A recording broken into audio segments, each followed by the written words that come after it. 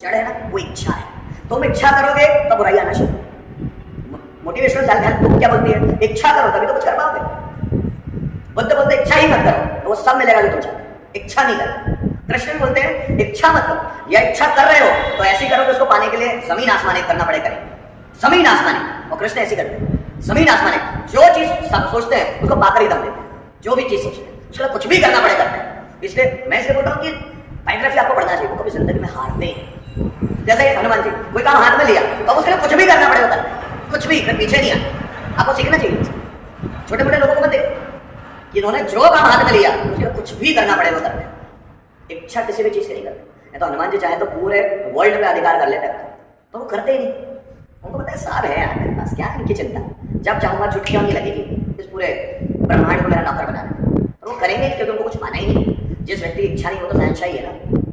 राजा कौन है? राजा कौन है? जिसकी कोई इच्छा ही ना हो। साहब जितने भी नौकर है सबकी इच्छाएं होती है कि मैं मालिक बन जाऊं। मालिक की इच्छा है कि और कुछ अच्छा हो जाएगा। सब जिसकी इच्छाएं खत्म हो गई वो राजा बन जाता है। राजा जिंदगी का राजा बोल रहा है, ये पूरा ब्रह्मांड का राजा बन जाता है। जिसकी इच्छा ही नहीं है कुछ, और जिसकी इच्छाएं हैं नौकर है। अगर आपको 10,000 का जॉब लगा तो आप चाहोगे 20,000 मिल जाए, अभी भी बुक करो। 20,000 का मिल गया तो चाहोगे 50,000 का लग जाए, अब भी बुक करो। 50,000 का बोलोगे तो सोचोगे 1 लाख का लग जाए, अब भी बुक करो। 1 लाख का हो गया तो आप सोचोगे 2 लाख का लग जाए, अब भी बुक करो। 2 लाख का सोचोगे तो 10 लाख का लग जाए, तब भी बुक करो। और ये बुक कभी खत्म होगा नहीं। 10,000 में संतुष्टि आ गई, यस अच्छे लाइफ जी रहा हूं, मजा आ रहा है, राजा हो। फिर आप बहुत काम करोगे, मजे से काम करोगे, वो 10 के 20 भी हो, 20 के 50 भी हो, 50 के 100 भी हो। आप समझ? जिंदगी को ऐसे ही जीना चाहिए। काम में दम लगा दो, काम में कोई कोताही नहीं होना चाहिए।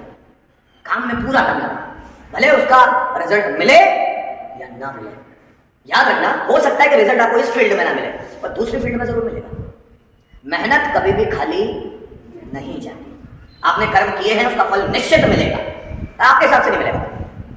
क्योंकि आपने कितनी मेहनत की वो आपको नहीं पता है, वो ऊपर वाले को पता है। उसके हिसाब से फल देता है, उसको कैलकुलेशंस पता है।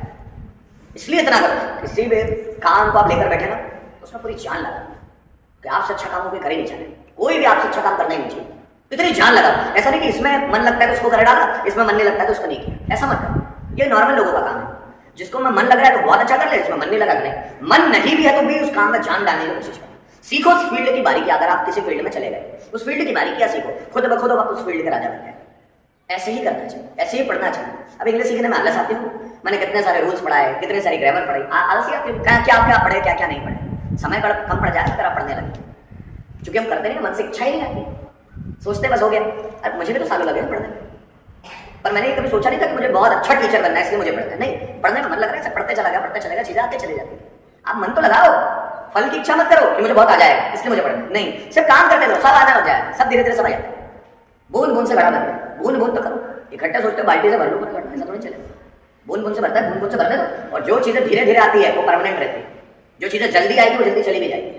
जो चीजें धीरे धीरे आती है ना वो परमानेंट रहती है। धीरे धीरे नॉलेज बढ़ रहा है ना, परमानेंट होगा, जिंदगी भर रहेगा आपके साथ। जल्दी जल्दी मत पाने का सोचो, एक ही साल में 1000 किताबें पढ़ लो, मत सोचो ऐसा। एक ही दिन में पूरा नॉलेज गेन कर लो, नहीं होगा ऐसा। बीमार पड़ जाओ, नहीं होता ऐसा। समझ ले रहे हो? मैं खुद भी बोलता हूँ, मैं भी बहुत पढ़ते रहता हूँ, फिर मुझे ऐसा लगता है कि अब रिलैक्स लेना चाहिए। तो 5-6-7 दिन हफ्ता भर पढ़ते हैं, रिलैक्स चाहिए, अब रिलैक्स है, माइंड को रिलैक्स चाहिए। फिर रिलैक्स हो गया, घूम फिर लिया, फिर लग जाता उस काम, क्योंकि एनर्जी चाहिए उस काम को वापस कर देना। एनर्जी वो कैसे आएगी? वो पसंदीदा काम करने से। फिर घूम फिर लिया, ये शादी ब्याह, ये वो, इधर उधर तीर्थस्थान घूम लिए, मजा आ गया, फिर वापस काम में लग जाओ। फिर ऐसे काम में लगो, फिर कहीं नहीं जाना। फिर 4-6 महीने बाद फिर थोड़ा सा गैप चाहिए, उससे एनर्जी बढ़ती है। और कृष्ण ऐसे ही तो करते हैं। कृष्ण कोई बड़ा काम कर लेते हैं, तो उसके बाद क्या करते हैं? गुलछर्रे उड़ाते, एनर्जी भरते हैं, गुलछर्रे उड़ाते हैं। प्यार मोहब्बत सब चीजें होती है, तो गुलछर्रे उड़ाते हैं।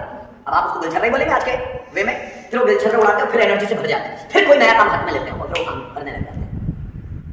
फिर टाइम पास करते हैं, इधर उधर घूमते फिरते हैं, लोगों से मिलते हैं, ये वो एनर्जाइज होते हैं, फिर नया काम करने लगते हैं। एनर्जी ऐसे ही भरती है इंसान में। सिर्फ पढ़ना आपको खत्म कर देगा।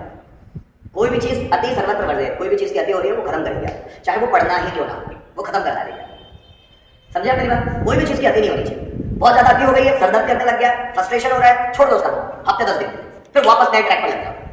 देखो मजा ही मजा है, तो बहुत ज्यादा सीखोगे। समझ में आया ना? अब जैसे विराट कोहली क्रिकेट खेल रहा है, फिर 1-2 महीने के लिए गैप क्या रिलैक्स, अब नहीं करना 1-2 महीने रिलैक्स, फिर 1-2 महीने वो घूमघाम किया जाएगा, वाइफ के साथ सब एंजॉयमेंट वगैरह सब इधर उधर घूमघाम किया जाएंगे, फिर वापस री एनर्जाइज होकर फिर काम करना शुरू कर देते हैं। तो व्यक्ति को री एनर्जाइज होना बहुत जरूरी है, इसलिए उसको गैप लेना जरूरी है। आप समझे? फिर गैप लो, फिर वापस नई एनर्जी से फिर काम करना शुरू करो। काम तो करना ही पड़ेगा।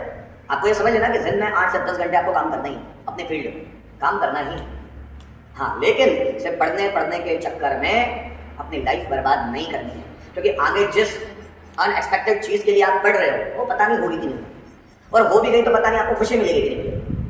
आपको ऐसा लगता है कि ऐसा होने से ऐसा हो जाएगा, पर उसकी कोई संभावना नहीं है कि वैसा होगा ही। हम ये सोच कर चलते हैं, उसकी कोई संभावना नहीं। आप समझ रहे? Future is totally undecided, no one can decide it. So if we are dreaming of our future that we have to do this by which it will happen in the future, so it may be possible that that will be wrong. हो सकता है ऐसा कि वो गलत हो, आप जो सोच रहे हो। इसलिए मैं बोलता हूँ ईश्वर की इच्छा के साथ चलो, जो मन करता है करते चले जाओ, बस करते चले जाओ, मत रिजल्ट सोचो, करते चले जाओ, क्योंकि आपकी लाइफ आपसे ज्यादा वो जानता है। आप तो कुछ भी नहीं जानते अपने बारे में, जानते हो क्या? इसलिए सब लोग भ्रमित रहते हैं, हम हमारी लाइफ के बारे में नहीं जानते, वो जानता है, इसलिए वो हमारे अंदर से कुछ बाहर ले जाता है। क्या आपने कभी गौर किया? कभी गौर करना कि हम इसी जन्म के बने हुए नहीं है, हम पिछले सैकड़ों हजारों जन्मों के बने हुए हैं। आपका फेवरेट कलर कौन सा है? Sky blue. कैसे? ऐसे मतलब कैसे? अंदर से आता है कि बाहर से चूज किया? अंदर से। आपका फेवरेट कलर पिंक। पिंक क्यों? दूसरा क्यों? अच्छा, अंदर से। आप कई जन्मों के बने हुए हैं। खाने में क्या अच्छा लगता है? हाँ, दाल बाटी, बैंगन की सब्जी, रोटी। क्यों ऐसा पर्टिकुलर? ऐसा पर्टिकुलर क्यों? अंदर से आता है, कोई और उसको डिसाइड नहीं कर सकता। आप डिसाइड करते हैं क्या उसको कि मुझे ये पसंद आना चाहिए? अंदर से वो। आप कई जन्मों के बने हुए हैं, कई जन्मों के। आपको भी गौर करना, बहुत सारी आदतें आपकी ऐसी जो आपने बनाई नहीं, अपने बनी है, अपने आप है, फिर वो कहां से आई? समझे आप? इसलिए इंडिया है ना, जो भारत, वो पुनर्जन्म का भरोसा करता है कि पुनर्जन्म होता है, और भरोसा नहीं करता है, होता ही है। हम बहुत सारे जन्मों से अपनी आदतें लेकर आए, इसी जन्म थोड़ी ना बनी। बहुत सारे हमारे देखो लाइक डिसलाइक्स, स्ट्रेंथ, वीकनेस। अभी आप किसी चीज में बहुत ज्यादा स्ट्रांग हो तो क्या इसी जन्म में स्ट्रांग बने? माइकल जैक्सन 7 साल की उम्र में गाना गाने डांस करने लग गया, तो क्या वो सीखा किसी से? नहीं, 5 जन्मों से उसको हैबिट्स मिली है, 5 जन्मों से उसको वो टैलेंट मिला है। सचिन तेंदुलकर इतनी जल्दी अच्छा क्रिकेट खेलने कैसे लग गया? लास्ट जन्मों से मिला हुआ इसको। आप में भी कुछ ऐसी आदत है, देखना पड़ेगा, समझना पड़ेगा, फिर देखो कैसे आगे जाए।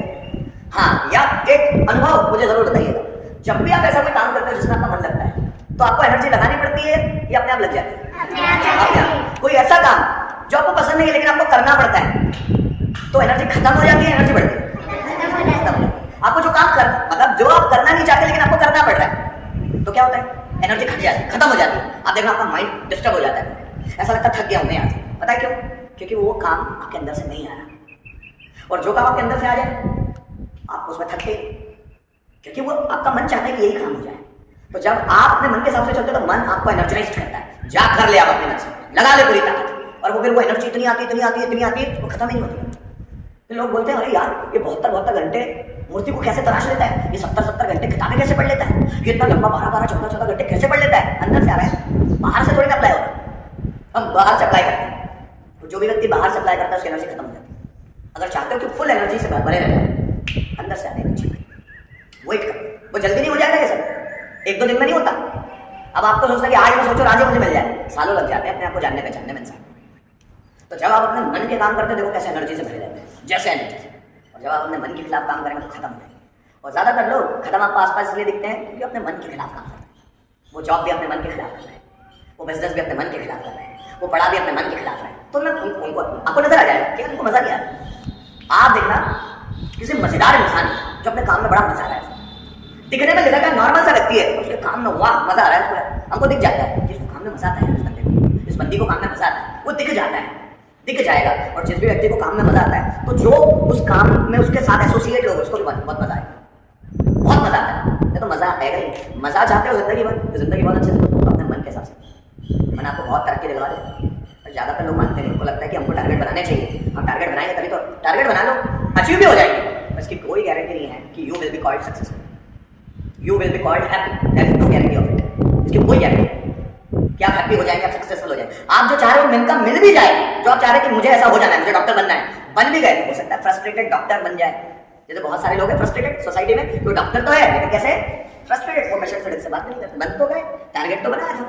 तो कृष्ण बोलते हैं कि तेरे मन का सोच ले, अगर तू बन भी गया तो हो सकता है तो कृष्ण है, तो मेरे मन से चल। अर्जुन को बोलते तो युद्ध करना, जो बोलता वो कर। तुझे वही मिलेगा जो तू चाहता है।